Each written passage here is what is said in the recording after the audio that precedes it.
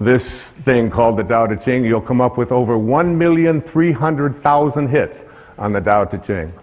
Not only that, there are 14,000 translations of the Tao Te Ching that I have come across. So what I did is I took 10 of those translations, the ones that seem to be the most relevant, the ones that seem to have the most meaning to those people who lived in this part of the Western world, and I combined them into what I consider to be the most useful translation of the Tao Te Ching.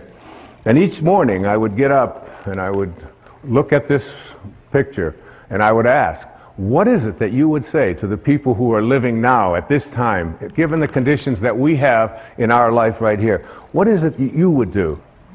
Many people call this a manual for achieving a way of life that literally guarantees integrity, joy, peace, and balance in our life. Now, there was a man who was a contemporary of Lao Tzu. His name was Confucius. He was many years younger than Lao Tzu, but he kept hearing about this old man who had all of this great wisdom. And one day, he decided that he was going to go, legend says, and visit Lao Tzu. And he spent a full day listening to this man, because Confucius was someone in China who was trying to lay down all the rules of etiquette and how to conduct yourself and trying to dictate to the people what they should be. Lao Tzu had nothing to do with any of that. And when he went to see Lao Tzu, he came back and he talked to all of his people, and this is what he said. He said, "Of birds, I know they have wings to fly with. Of fish, that they have fins to swim with. Of wild beasts, that they have feet to run with. For feet, there are traps. For fins, there are nets. For wings, arrows. But who knows how dragons surmount wind and cloud into heaven? This day I have seen Lao Tzu, and he is a dragon." And there he is, a dragon. And a dragon in ancient Chinese was a picture of someone or something that was so mysterious and so difficult to comprehend, because it could always be something else. There was a great teacher who came many years after that. His name was Rumi, who was Jalaluddin Rumi, who was a great poet, a Persian poet in the 14th century. And he had a line. He said, "The day that you were born, a ladder was set up to help you to escape from this world." I believe that the Tao Te Ching and this thing that I have done, this Change Your Thoughts, Change Your Life effort that I spent 1 full year on every single day, doing exactly what I just said, is a ladder that will help you to return. In the Tao, there's a very famous line. The 40th verse of the Tao says, "Returning is the motion of the Tao." Returning is the motion of the Tao. So that all of us came from a divine spiritual essence, invisible. Everything in the world of form emanated from something that is formless. There was a split second when you went from non-being to being. And what Lao Tzu was trying to teach was to be able to return to that place from which you came and live your life from the spiritual perspective and become a God-realized being. Another great poet, T.S. Eliot, once said, "We shall not cease from exploration. And at the end of all of our exploring will be to arrive where we started and to know the place for the first time." For the first time. What I'm asking you to do, and what Lao Tzu seemed to be saying, was learn to die while you're alive, because you will ultimately return. All of us have a return trip, a round trip ticket when we came in, didn't we?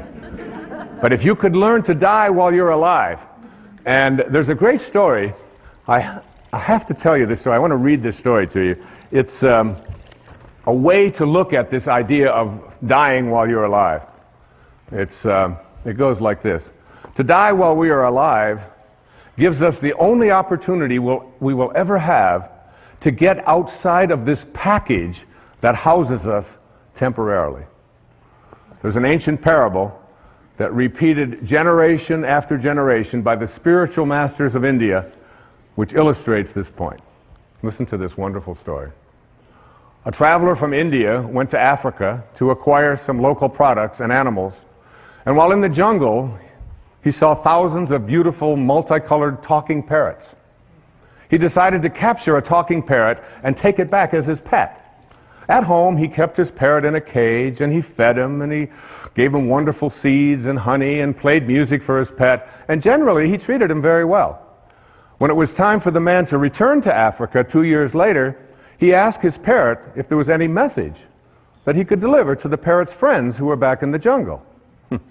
Well, the parrot told his master to say that he was very happy in his cage, and that he was enjoying each day, and to convey his love. Well, when the traveler arrived back in Africa, he delivered the message to the parrots back in the jungle. Just as he finished his story, a parrot with tears welling up in his eyes fell over dead. The man was alarmed, and he decided that the parrot must have been very close to the parrot in the cage, and that this was probably the reason for the sadness and for his demise. When the traveler returned to India, he told his pet what had happened. As he finished his story, the pet parrot's eyes welled up with tears, and he kneeled over dead in his cage. The man was astounded, but he figured that his pet died from the despair of hearing of the death of his close friend back in the jungle. The trader opened up the cage and tossed the dead bird outside onto the trash heap. Immediately, the pet parrot flew up to a branch on the tree outside. The trader said to him, "So you're not dead after all. Why did you do that? You tricked me." And the parrot responded, "Because that bird back in Africa sent me a very important message." What was the message? The trader wanted to know. He told me that if you want to escape from your cage, you must die while you're alive. We must indeed die while we are alive, in order to be able to look back at our waking consciousness and see ourselves trapped in our cage, which in our case is our body. And then we will see how unnecessary it is to remain caged. Isn't that a great story? I love that story. Yeah, you can applaud. What I encourage you to do is to create for yourself a sacred space. And in this sacred space, I would like you to place everything that has energy value to you. Photographs. I have this photograph that I looked at every day for 1 year and began to talk to after a while. It's a little weird, but you begin to get this idea. And those of you who wonder why I am wearing no shoes, I'd like you to know that where I live, you never walk into a sacred space with your shoes on. It would be considered dishonorable to do so. And to me, this stage, this setting, this beautiful place, and this beautiful symbol is a sacred, sacred space. I live without shoes. I heard it said once that if you wear shoes everywhere you go, the whole earth will feel like leather. And it's nice to feel what the earth feels like, and to feel that naturalness. So in that sacred space, you will feel the energy of the photographs, of any mementos that you have, of pictures of your children, of drawings, of statues, of anything at all that you can think of. I have a beautiful sacred space, and it calls me.